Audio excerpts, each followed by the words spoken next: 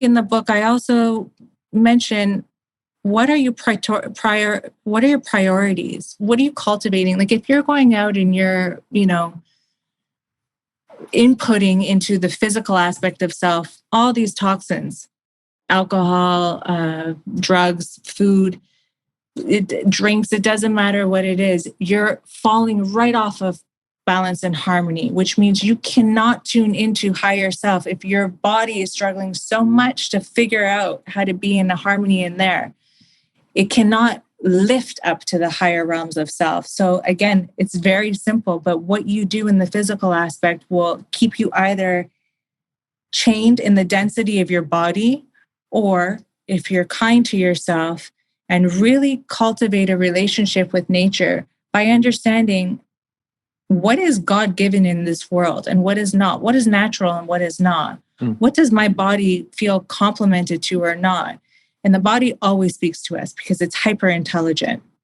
And when I started to understand that, oh my goodness, my body is talking to me. And I am a hypersensitive being. I like to think we're all hypersensitive beings, but we're not aware of that. We just keep hurting and hurting and hurting ourselves with these inputs and influxes. So I started to really tune in, and I changed my entire physical state of being.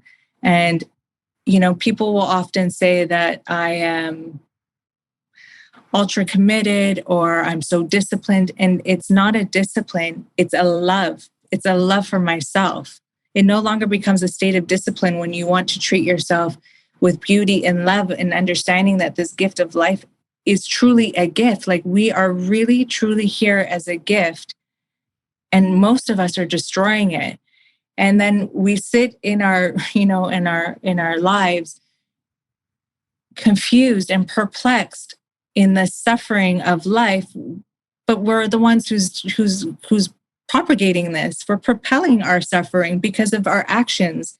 So everything is very connected, and it's a dynamic relationship with all aspects of self. We cannot rise, and we're always like this. I was like this too. We want to come up all the way to the top of self. We want the creator aspects. We want the manifestations. We want the beauty, the abundance, and everything. But we're still really not nice and ugly to our physical self. Well, that's not going to happen. Number one, it's a process of initiation. So initiation, meaning what are you doing in your daily life to cultivate and harness that harmony that anchors in the divinity into the body? So we have to rise to the top to our divinity, meaning rise to the knowing that it's there, to then anchor in that light, which harmonizes our body, which keeps us in the sustained act of the actions of genius. This is what the geniuses knew how to do. Cultivating a desire to be in tune with our creator and our divinity, which is God, Buddha, whatever it is for you. Silence, what we put into our bodies will ultimately have a direct impact on our relationship with the divinity and the power within ourselves. We ultimately either throw off that perfected seed of life, which is programmed, which is the essence, and I believe the essence and the makeup of our entire being. And the second we have input, it's that ripple effect where everything starts to go off and our bodies are not able to align and come back into our sustenance, our harmony.